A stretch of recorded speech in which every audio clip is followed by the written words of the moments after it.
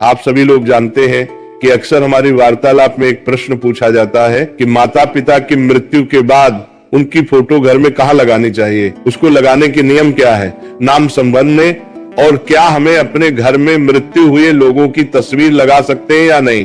और ये प्रश्न बहुत सारे लोग अपने दादा दादी, नाना नानी या अपने घर के बड़े जिनकी मृत्यु हो चुकी है उनकी तस्वीर को लेकर अक्सर पूछते रहते हैं। आप सभी लोग हमेशा क्या करते हैं कि जब आपके घर में किसी की मृत्यु हो जाती है तो आप उनकी एक फोटो फ्रेम बनवा लेते है और उसको अपने घर में टांग देते हैं, जो कि बिल्कुल भी सही नहीं है। अब ये आपके घर के कोई भी बड़े हो सकते हैं, चाहे माता पिता, चाहे दादा दादी या नाना नानी जिनकी मृत्यु हो गई है। अब आप उनकी फोटो को अपने घर में एक याद के रूप में लगाकर रखते हैं, पर आप कुछ गलतियां यहाँ पर कर बैठते हैं जिसकी वजह से आपको इसका प्रायश्चित भी करना पड़ता है और आपके घर में फिर परेशानियां आती है आपके काम बिगड़ना शुरू हो जाते हैं, आपके घर में पैसों की तंगी बनी रहती है। तो अगर आपके साथ भी ऐसा ही कुछ होता है और आप इस प्रश्न का जवाब स्पष्ट रूप से चाहते हैं तो हमारी इस प्रसंग को बड़े ध्यान से सुनना।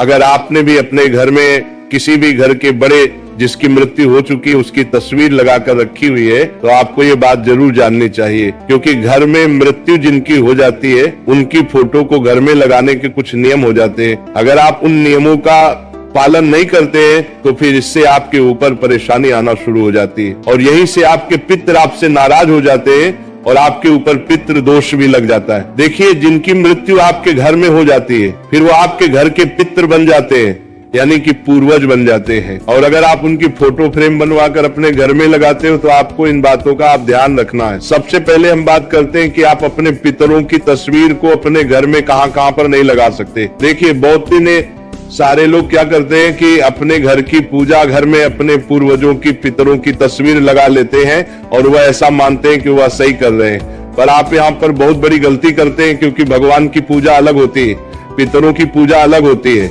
अगर आपने भी अपने घर के पूजा घर में या पूजा घर के पास में अपने पितरों की या पूर्वजों की जिनकी मृत्यु आपके घर में हो गई उनकी फोटो लगा कर रखी है तो वहां से आप उसे हटा दीजिए। कोशिश आपको ये करनी चाहिए कि जिस कमरे में आपके भगवान बैठे हैं उस कमरे में ही आपको अपने पितरों की, पूर्वजों की तस्वीर नहीं लगानी चाहिए। अगर आपकी मजबूरी है, आपके पास एक ही कमरा है, तो अपने घर के भगवानों से दूरी बनाकर अपने पितरों की तस्वीर को दीवार पर लगाएं। बहुत सारे लोग मानते हैं कि हमारे घर के बड़े ही हमारे लिए भगवान के समान है, तो आपकी बात गलत नहीं है, पर जिसकी मृत्यु हो जाती है तर बात आपके बात अच्छे तुरारे नहीं थी, आपके बात तुरारे है, वो पितृ बन जाते हैं। फिर उनकी पूजा का विधि विधान भी अलग हो जाता है। और अगर आप ऐसा करते हैं कि आप अपने पूर्वजों की तस्वीर अपने घर के मंदिर में या पास में कहीं पर भी लगाते हैं तो इससे आपको जो देवी देवता है, भगवान है, वो आपसे कभी भी प्रसन्न नहीं रहेंगे। इसके अलावा आपके घर में कुछ और भी ऐसी जगह है जहां पर आपको अपने घर के पूर्वजों की तस्वीर नहीं लगानी चाहिए। जैसे कि आपके घर में जहां पर आप सोते हैं, आपका कमरा है, वहां पर भी आपको अपने पितरों की तस्वीर नहीं लगानी चाहिए। जैसे कि आपको घर के पूर्व 3 तस्वीर नहीं लगानी चाहिए, आपको लोगों की अंदर भी तस्वीर लगानी चाहिए। इसके अलावा आपको कभी भी बाथरूम के पास में अपने घर के पूर्वजों की तस्वीर नहीं लगानी चाहिए। इसके बाद में आपको अपने पूर्वजों की तस्वीर को कभी भी रसोई घर में ना टांगना चाहिए और ना रखना चाहिए। इसके बाद में आपके घर में एक सीढ़ी के ऊपर की जगह होती है, एक नीचे की जगह होती है, तो कभी भी आपको अपने घर के पूर्वजों की तस्वीर को सीढ़ी के ना ऊपर और ना नीचे और ना सीढ़ी के आसपास रखना चाहिए। अगर आप लोग बताई गई जगह में से किसी भी एक जगह पर भी अपने घर के पूर्वजों की या जिनकी मृत्यु आपके घर में हो चुकी है उनकी तस्वीर को लगाकर रखें तो इससे आपके घर में परेशानियां आ रही होगी, ये आप खुद देख ही सकते हैं। अब अगर आप लोग अपनी परेशानियों से छुटकारा पाना चाहते हैं, जो कि आपके घर में पितरों की गलत जगह पर फोटो लगाने से आ रही है, तो आपको सबसे पहले पितरों की दिशा के बारे में पता होना चाहिए कि हमें अपने घर के पूर्वजों की फोटो को किस दिशा में लगाना चाहिए। क्योंकि सबसे बड़ी गलती तो लोग यही करते हैं, आपके घर में जिनकी मृत्यु हो चुकी है वो पितर बन जाते हैं और पितरों की सिर्फ एक ही दिशा होती है, वह होती है दक्षिण दिशा। अगर आप अपने घर में किसी भी पूर्वज की फोटो लगाना चाहते हैं तो वह आपको दक्षिण दिशा की दीवार पर ही लगानी, होगी। इस दिशा के अलावा किसी और दिशा में आप अपने घर के पूर्वजों की फोटो ना लगे। इसके अलावा अब अगर आप दक्षिण दिशा की दीवार पर अपने पूर्वजों की फोटो को टांगते हैं या खूंटी पर ये कील लगाकर उनकी फोटो लटका देते हैं तो ये भी सही नहीं है। इससे भी